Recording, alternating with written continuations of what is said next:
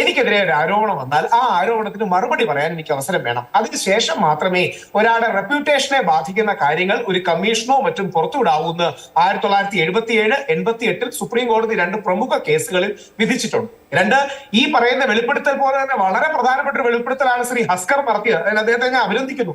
അതായത് ശ്രീ ദിലീപിനെ 80 ദിവസത്തിലധികം പിടിച്ച് ജയിലിലിട്ടത് ഒരു പൊളിറ്റിക്കൽ ഡിസിഷൻ ആയിരുന്നു, ഒരു രാഷ്ട്രീയ തീരുമാനമായിരുന്നു എന്നുള്ള അദ്ദേഹത്തിന്റെ വെളിപ്പെടുത്തൽ വളരെ സ്വാഗതാർഹമാണ്. ഞാൻ അടക്കമുള്ളവർ പല വർഷങ്ങളായി ഇത് തന്നെയാണ് പറഞ്ഞുകൊണ്ടിരിക്കുന്നത്. അതൊരു നിയമപരമായ തീരുമാനമായിരുന്നില്ല, അതൊരു സ്വാഭാവികമായ പ്രക്രിയ ആയിരുന്നില്ല. പകരം ഒരു പൊളിറ്റിക്കൽ ഡിസിഷന് വേണ്ടി മീഡിയക്കാരെ കൂടെ കാണിക്കാൻ വേണ്ടിയുള്ള ഒരു രാഷ്ട്രീയ തീരുമാനമായിരുന്നു, നിയമപരമായ തീരുമാനമായിരുന്നില്ല എന്ന സത്യം അദ്ദേഹം പറഞ്ഞതിനെ പൂർണ്ണമായും അദ്ദേഹത്തെ അഭിനന്ദിക്കുന്നു. അത്തരം വെളിപ്പെടുത്തലും കൂടെ നമുക്ക് വരണം. 3, യഥാർത്ഥത്തിൽ ശ്രീ ഉമ്മൻചാണ്ടിയെ പോലൊരു നേതാവിനെയാണ് കേരളത്തിന് ഇപ്പം മിസ് ചെയ്യുന്നത്. ശ്രീ ഉമ്മൻചാണ്ടി ഉണ്ടായിരുന്നെങ്കിൽ എന്നെ വേട്ടയാടിയ പോലെ ബാക്കി ആരെയും വേട്ടയാടരുത് എന്ന് പറയുന്ന ഒരു വ്യക്തി ഉണ്ടാകുമായിരുന്നു. ഉമ്മൻചാണ്ടി സാറിനെതിരെ രേഖാമൂലം എഴുതി സരിത പരാതി കൊടുത്തു. ആ പരാതി കള്ളപ്പരാതിയാണ്, നമുക്കെല്ലാം അറിയാം. പക്ഷെ ചാണ്ടി സാറിനെയും അദ്ദേഹത്തിന്റെ കുടുംബത്തിനെ എത്രമാത്രം വേട്ടയാടി. ഒരുപക്ഷെ കേരളം ഇന്ന് ചർച്ച ചെയ്യേണ്ട ഏറ്റവും നല്ല നിലപാടുകളൊന്ന് ചാണ്ടി സാറിന്റെ മകനായ ചാണ്ടി ഉമ്മന്റെയാണ്. ചാണ്ടി ഉമ്മൻ പറയുന്നുണ്ട്, മലയാള സിനിമയെ അപ്പാടെ ആക്രമിക്കരുത്, വേട്ടയാടരുത്. കാര്യം വേട്ടയാടിയതിന്റെ വേദന ഞങ്ങൾക്കറിയാം, ഞങ്ങളുടെ കുടുംബം വേട്ടയാടപ്പെട്ടതാണ്. യഥാർത്ഥത്തിൽ വേട്ടയാടപ്പെട്ടവർ അങ്ങനെ ഒരു സമീപനമേ എടുക്കൂ, ബാക്കി ആരെയെങ്കിലും വേട്ടയാടണം എന്ന മനോഭാവം അവർക്ക് ഉണ്ടാവില്ല. അപ്പൊ മലയാള സിനിമ ഇൻഡസ്ട്രിയെ മുഴുവൻ സംശയത്തിന്റെ മുൾമുനയിൽ നിർത്തുന്നത് ഒരു കാരണവശാലും ശരിയാകുകയില്ല. പറഞ്ഞ എല്ലാ സ്ത്രീകളും യുവതികളും കഴിഞ്ഞ ദിവസം ഇതേ വാക്ക് പറഞ്ഞ ഒരാളുണ്ടായിരുന്നു, അയാളുടെ പേര് സിദ്ദിഖ് എന്നായിരുന്നു. അദ്ദേഹം ഇതേ സെന്റൻസ് ആണ് പറഞ്ഞത്.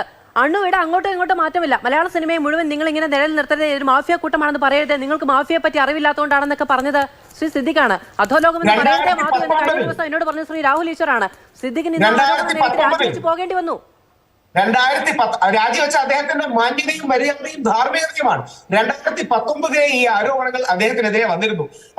കുമാരി അല്ലെങ്കിൽ ശ്രീമതി രേവതി സമ്പത്ത് അന്ന് റേസ് ചെയ്തിരുന്നു. രേവതിക്കെതിരെ അഭിൽ ദേവ് അടക്കമുള്ളവർ തിരിച്ചു മറുപടി പറഞ്ഞിരുന്നു. അതവരുടെ പ്രശ്നം.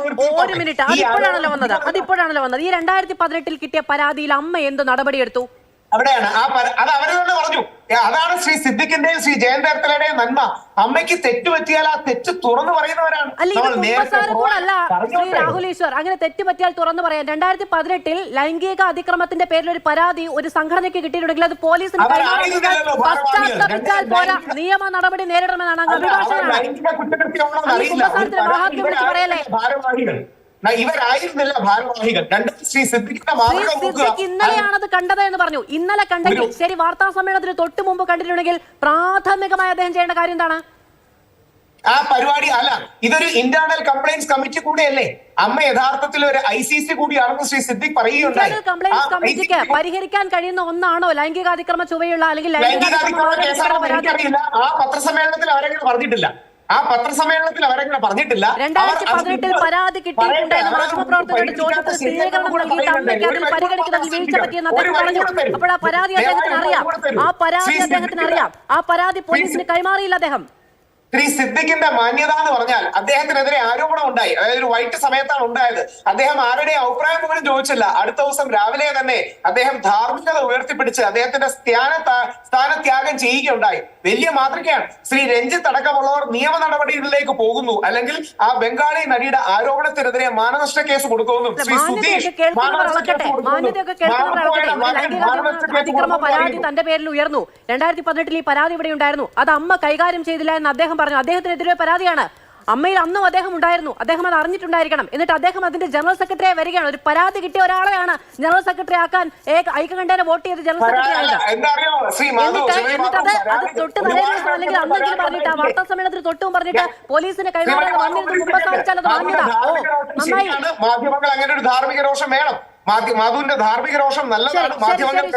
എന്റെ ധാർമ്മിക രോഷമോ സിദ്ദിഖിന്റെ മാന്യത അളക്കുകയല്ല നമ്മൾ ചെയ്യേണ്ടത്. നമ്മൾ ചോദ്യങ്ങൾ ചോദിച്ചു എന്നുള്ളതാണ്. ശരി, ഞാൻ വരാമേ ശ്രീ